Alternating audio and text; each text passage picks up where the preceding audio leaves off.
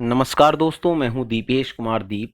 और आज आप सुन रहे हैं हमारे साथ में दिल की बात दीपेश के साथ, सोमवार से शुक्रवार रात 8 बजे। पिछले एपिसोड में हमने बताया था कि कैसे अजय मेघा को प्रेम करता है और कैसे वो अपने अव्यक्त प्रेम को उसके सामने व्यक्त करने के लिए उसके घर पर जाता है। घर पर जाने के बाद बैठकर बात होती रहती है और वो वहां पर चीजों को देखते हुए इतना खो जाता है। और तभी मेघा कहती है, चाय लीजिए। ये शब्द उसके तल्लीनता में दखल डाल देता है। आगे क्या होता है, सुनते हैं। क्या हुआ, आप कुछ खो गए थे? क्या आपको गजलों का शौक है? यदि हाँ, तो मैं मेरी पसंदीदा गजल बजाऊं? क्यों नहीं, अवश्य सुनूंगा। मेघा ने सामने रखे ध्वनि यंत्र को शुरू कर दिया। गजल सुनाई दे रही थी। अब क्या गजल सुनाऊं तुझे देखने के बाद? कैसे सुकून पाऊं तुझे देखने के बाद? आवाज दे रही है मेरी जिंदगी मुझे, मैं आऊं या ना आऊं तुझे देखने के बाद। गजल बजती रहती है। शायद गजल सुनते सुनते अजय कुछ खो सा गया था। गजल अब भी सुनाई दे रही थी। वो इसमें डूबता जा रहा था। उसके हृदय के अथाह प्रेम सागर में तूफान आ रहा था। मानो उद्वेलित होती प्रेम तरंगें सब कुछ नष्ट कर देंगी। इस गजल को सुनने से उसका प्रेम शायद और उमड़ने लगा था। चाय की प्याली में चाय खत्म हो चुकी थी। फिर भी अजय प्याली को अधरों से लगातार लगाता जा रहा था। कुछ देर बाद मेघा ने कहा, अजय, चाय खत्म हो चुकी है। हाथ से झिंझोड़ते हुए उसने आगे कहा, तुम तो इसमें खो ही गए। क्या तुम्हें गजलें पसंद हैं? ओह माफ करना मेघा, मैं इसमें खो ही गया था। ये गजल वास्तविकता में मुझे भा गई। अद्भुत प्रेम की अनुभूति कराती है। मैं कभी कभी गजलें सुनता हूँ, थोड़ी देर शांत मुद्रा में बैठने के पश्चात। अजय ने हिचकिचाते हुए बड़ी शालीनता से पूछा, मेघा, प्रेम के बारे में तुम्हारा क्या मानना है? मैं तुम्हारी राय जानना चाहता हूँ। आखिर तुम तो एक लेखिका और कवित्री हो। अजय, प्रेम एक भाव है। ये केवल हमें खुशियां नहीं देता, वरन हमें देता है अनंत पीड़ा, आह, सिसकियां। जब ये सब मिलता है तब जाकर कहीं प्रेम का आविर्भाव होता है। प्रेम में कभी कोई हंसता है तो कभी कोई किसी के ना चाहते हुए भी आंसू निकलते हैं और तकिए को अपना घर बना लेते हैं। चांद को देखकर ऐसा एहसास होता है जैसे दूर कहीं बैठी उसकी प्रेयसी या प्रेमी उसको निहार रहा होगा। कभी बारिश की बूंदें जब चेहरे पर पड़ती होंगी तो एक पल के लिए ऐसा लगता है जैसे ये बादल उसके घर से उड़कर यहाँ आया है और इसमें उसकी सांसों की महक है।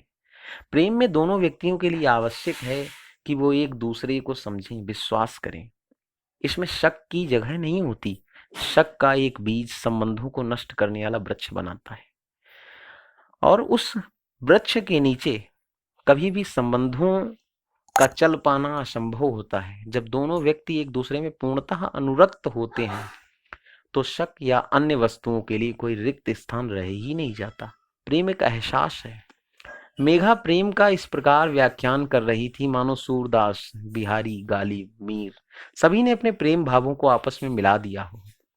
अपनी बात को बढ़ाते हुए उसने कहा, प्रेम केवल एक युवक और युवती के मध्य ही नहीं हो सकता, बल्कि यह तो एक माता पुत्र, भाई बहन, मित्रों के मध्य किसी अभिष्ट वस्तु से भी हो सकता है। प्रेम तो शरीरों का मिलन ही नहीं है, बल्कि आत्माओं का मिलन है। प्रेम निस्वार्थ है, निष्काम है, निश्चल है। इसमें प्रेम के अतिरिक्त कोई चाह नहीं होती। और इस तरह जब कोई प्रेम करता है तब शायद उसका प्रेम अनंत काल तक स्थापित हो जाता है। उनके प्रेम की मिसालें दी जाती हैं। मेघा अपने व्याख्यान को आगे बढ़ाती जा रही थी। अजय पूरी तन्मयता से उसकी बातों को सुन रहा था। मेघा ने जैसे ही अपनी बात खत्म करनी चाही, अजय ने पुनः एक प्रश्न खड़ा कर दिया। मेघा, क्या किसी युवक को किसी युवती से प्रेम नहीं करना चाहिए? क्या प्रेयसी सार्थक सिद्ध नहीं होती? नहीं, प्रेम अवश्य करना चाहिए, यदि वह आपके प्रेम के सांचे में ढल पाए, आपके हृदय में निवास कर पाए। एक प्रेयसी माँ सरीखा दुलार देकर बाबू कहती है, तो कभी एक चिकित्सक या परिचारिका की भांति माथे को अपनी गोद में रखकर उंगलियों से हल्की हल्की मालिश करती है। तो कभी जब उसे नींद नहीं आती तो उसका सिर अपने वक्षस्थल पर रखकर उसे अपनी धड़कनों की लोरी सुनाती है। प्रेम अनंत है, अटूट है। मेघा, जब प्रेम का इतना महत्व है, प्रेम इतना कुछ देता है, तो फिर क्या तुमने किसी से प्रेम किया? हिचकिचाते हुए अजय ने पूछा। हाँ अजय, मैंने प्रेम किया है, लेकिन किसी नश्वर वस्तु के साथ नहीं, बल्कि अपनी पुस्तकों से। मैं पुस्तकों से प्रेम करती हूँ, और शायद इस प्रेम में मुझे एक ईश्वरीय सुख की अनुभूति होती है। एक बात और, यदि मैं किसी व्यक्ति विशेष से प्रेम करूं, तो यह जरूरी नहीं वह सदैव मेरे साथ में रहेगा। सदैव वह मुझसे प्रेम करेगा, यह भी जरूरी नहीं है कि वह मेरे अंतिम समय तक मेरे साथ रहेगा। जबकि मैं पुस्तकों से प्रेम करती हूँ, तो मैं जब तक जीवित रहूंगी, तब तक इसके द्वारा प्राप्त ज्ञान काम में आएगा, और मरणोपरांत मेरी कीर्ति भी इसी ज्ञान अथवा पुस्तकों के आधार पर स्थापित होगी। तो इसका अर्थ ये हुआ कि व्यक्ति विशेष से प्रेम नहीं करना चाहिए मेघा। अजय, बिल्कुल करना चाहिए, यदि वह आपके हृदय में निवास करने योग्य हो। प्रेम कभी बुरा नहीं होता, गलत नहीं होता, लेकिन कभी कभी प्रेम करने वाले व्यक्तियों में प्रेम करने के गुण नहीं पाए जाते, या उनमें कोई खोट पाया जाता है, और यही कारण है कि इस तरह के प्रेम संबंध जल्द ही नष्ट हो जाते हैं। मेघा इस तरीके से प्रेम का वर्णन कर रही थी, मानो स्वयं मीरा भगवान श्री कृष्ण के पद गा रही हो। अजय उसे इतनी तन्मयता से सुन रहा था, मानो ध्यान योगी हो। बात खत्म हुई, दोनों के चेहरे पर गंभीर और शांत चिंतन प्रदर्शित हो रहा था। इस अद्भुत व्याख्यान के पश्चात थोड़ा वार्तालाप हुआ, परंतु अजय एक नए चिंतन की ओर अग्रसर हो गया था। अपने प्रेम को व्यक्त करने की चाह के जो हिलोरें उसके हृदय में उठ रही थी, शायद वो थोड़ी देर के लिए शांत हो गई थी, और उसके मन में एक नया चिंतन निकल के आ रहा था कि वह किस तरीके का प्रेम करता है उससे। आखिर क्या वर्तमान परिवेश का प्रेम बदल रहा है?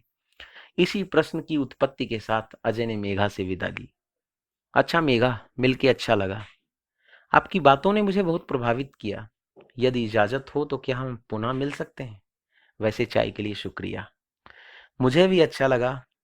वास्तविकता में आप एक अच्छे श्रोता हैं। हम पुनः अवश्य मिल सकते हैं।